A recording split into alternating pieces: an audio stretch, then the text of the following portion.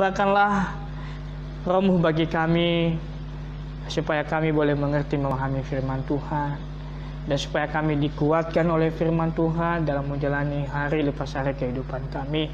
Dan karena firman Tuhan yang kami baca ini, kami boleh memahaminya dan dikuatkan kami dalam melayani Tuhan maupun dalam menjalani hidup kami.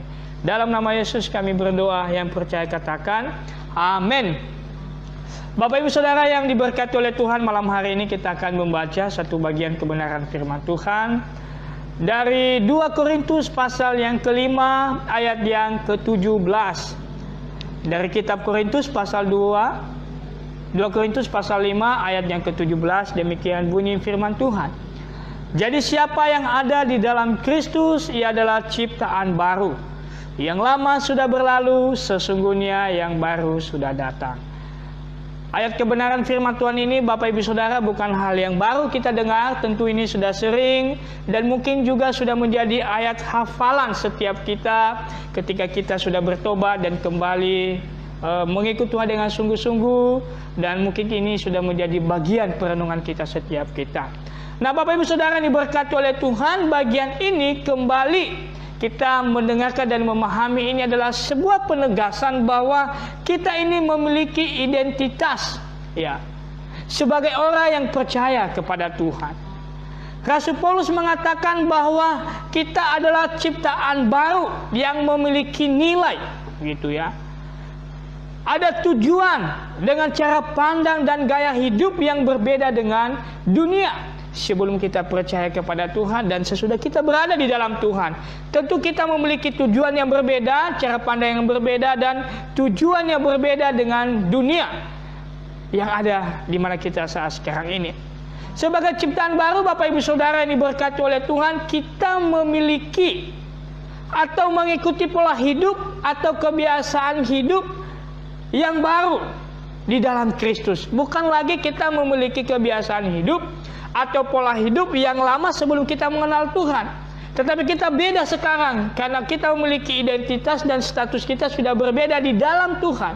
Di dalam Kristus berarti kita memiliki pola yang baru di dalam Tuhan karena kita sudah memiliki status yang baru.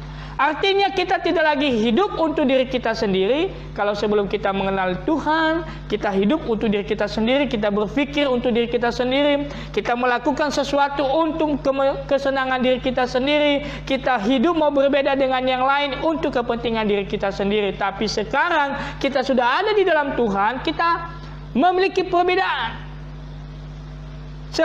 Semuanya ternyata apa yang kita pikirkan, apa yang mau kita lakukan, semuanya untuk satu-satunya untuk kemuliaan nama Tuhan yang telah menebus dan yang telah menyelamatkan kita, yaitu Yesus Kristus.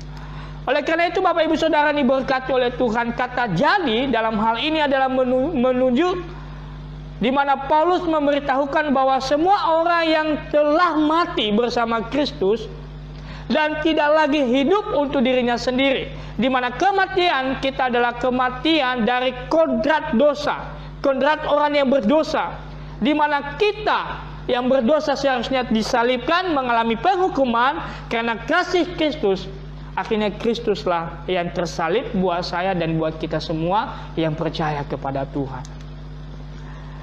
Yang lama artinya adalah menuju ke dalam sesuatu di mana kehidupan kita yang lama di dalam dosa, yaitu kesombongan kita, kesukaan kita di dalam dosa, kita mengandalkan kekuatan dengan upaya diri kita sendiri, semua kebiasaan-kebiasaan kita, bawa nafsu-nafsu kita yang selama ini jauh daripada Tuhan.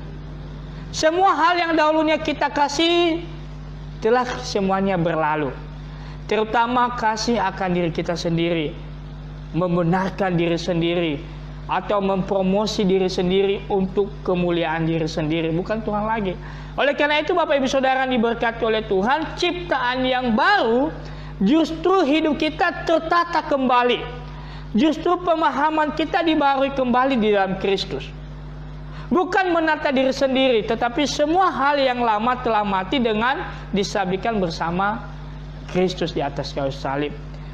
Oleh karena itu, Bapak Ibu Saudara diberkati oleh Tuhan, dosa yang dahulu kita pertahankan, sekarang kita harus buang semuanya. Karena kita sudah baru, yang lama sudah berlalu, saudara. Kita telah menanggalkan manusia lama serta kelakuannya, dan telah mengenakan manusia baru yang telah diciptakan menurut kehendak Allah di dalam kebenaran dan kekudusan yang sesungguhnya. Malam hari ini kita merenungkan tema dari kebenaran firman Tuhan ini dengan tema yaitu hidupmu jadi berarti. Hidup saya, Bapak Ibu, kenapa sih bisa berarti? Hidup menjadi berarti karena Yesus telah melakukan sesuatu di dalam hidup kita. Kalau tadinya kita orang berdosa, kita sudah meninggalkan yang lama, kita sudah hidup menjadi baru, maka hidup kita menjadi berarti. Apa yang sudah dilakukan Yesus di dalam hidup saya, di dalam hidup Bapak Ibu Saudara yang terkasih dalam nama Yesus, yang malam hari ini mendengarkan kita.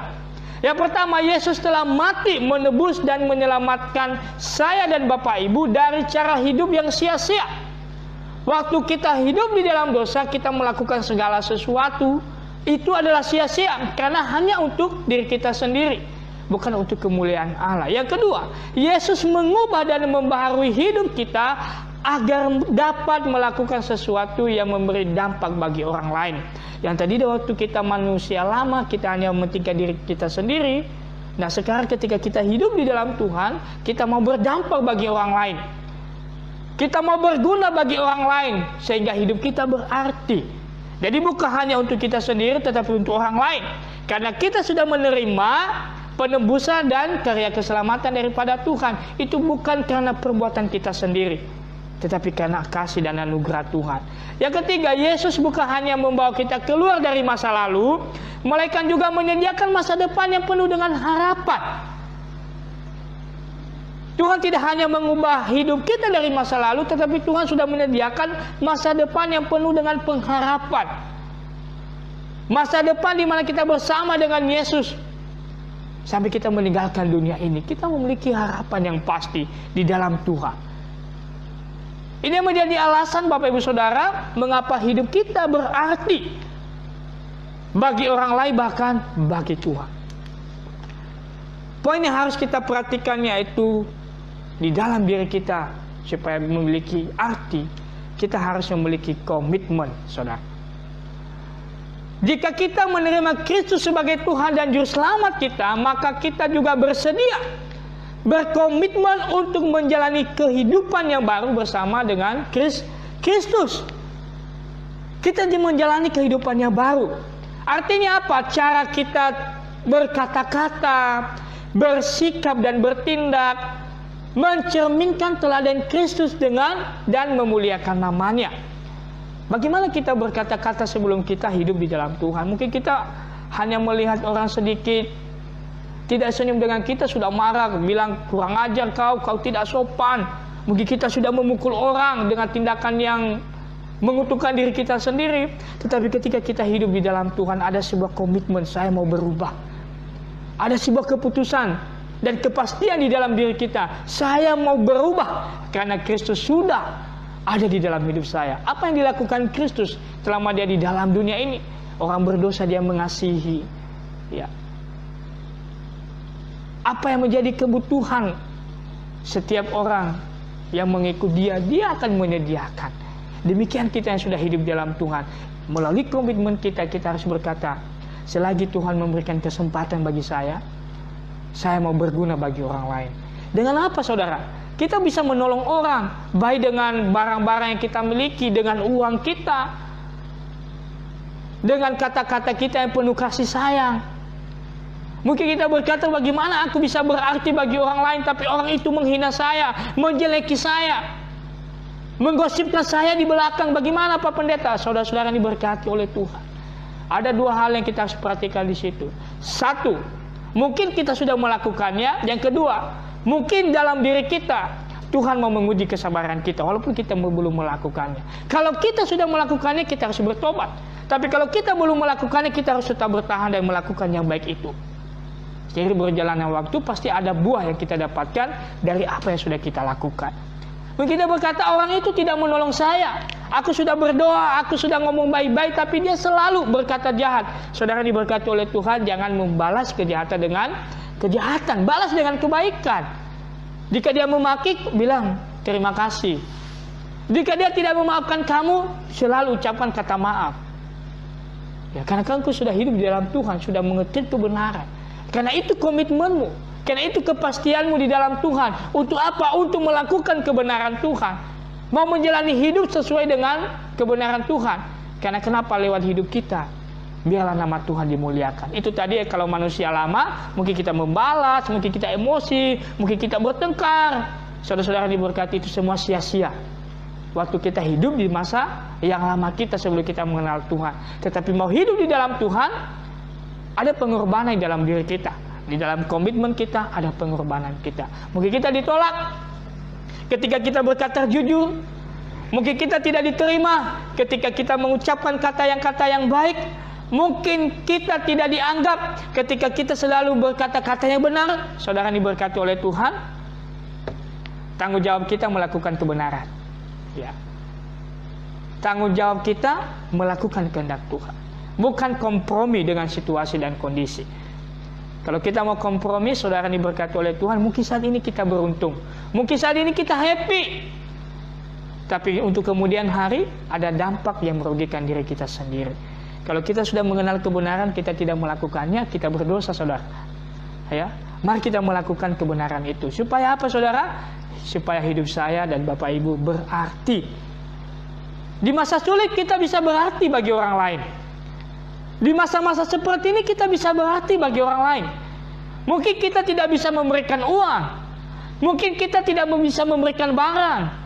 Tetapi dengan kita berkomunikasi, dengan kita menghubungi mereka dengan lewat HP kita, tanya kabar, doakan mereka, itu sudah berarti, saudara.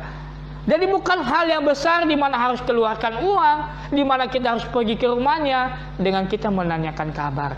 Jangan sampai lupa dengan wabah virus corona kita lupa teman, karena sibuk di rumah. Saudara diberkati oleh Tuhan, bangun relasi dengan sesama orang-orang yang beriman, bangun relasi dengan teman-teman, saling mendoakan, saling menguatkan. Apa pergumulanmu, apa pergumulannya. Bukan menjadi sebuah gosip ketika teman curhat, ketika teman mengutarakan keluh kesahnya, bukan menjadikan gosip, tetapi menguatkan. Nah, di sana kita bisa berarti bagi orang lain. Di sana kita bisa berdampak bagi orang lain. Di sana kita bisa menguatkan orang lain. Jangan kita menunggu kapan gitu nah. Kapan saya dikuatkan? Selagi Anda bisa, lakukanlah. Itu menjadi tanggung jawab kita. Yang menjadi kesimpulan, hidup kita berharga bukan karena apa yang telah dan akan kita lakukan, melainkan karena Tuhan mengasihi kita. Bukan karena aku melakukan ini mendoakan dia maka saya berangga. Karena sudah kita duluan menerima semuanya daripada Tuhan, tinggal kita melakukannya, menjadi respon kita terhadap kasih Tuhan yang kita terima dalam hidup kita. Itu yang bisa kita lakukan sekarang. Mungkin kita tidak bisa berbagi uang dengan harta kita, tidak bisa mungkin, saudara. Tetapi dengan Anda berkata-kata dengan penuh kasih sayang, dengan Anda menguatkan orang lain, dengan Anda mendoakan orang lain, dengan Anda mengajak orang lain membaca firman Tuhan, itu sudah berarti hidup kita di hadapan Tuhan, bahkan bagi orang lain. Demikian firman Tuhan pada malam hari ini, boleh menguatkan kita menjalani hidup bersama dengan Tuhan, walaupun di masa sulit. Ingat, jangan pernah lupakan Tuhan. Mari kita berdoa. Terima kasih untuk kebenaran firman Tuhan yang boleh kami baca pada malam hari ini, mengingatkan kami supaya hidup kami berarti. Yang lama sudah kami tinggalkan, yang baru kami hidup di dalam Tuhan. Kami mau berjalan di dalam kebenaran firman Tuhan. Saat sekarang ini kami mau hidup berarti bagi orang lain. Mungkin kami tidak bisa memberikan materi dengan barang, tapi dengan kami bertanya dengan kabar dia, dengan kami bisa menyiapkan hati telinga kami, mendengarkan curhat teman kami, bahkan kami berdoa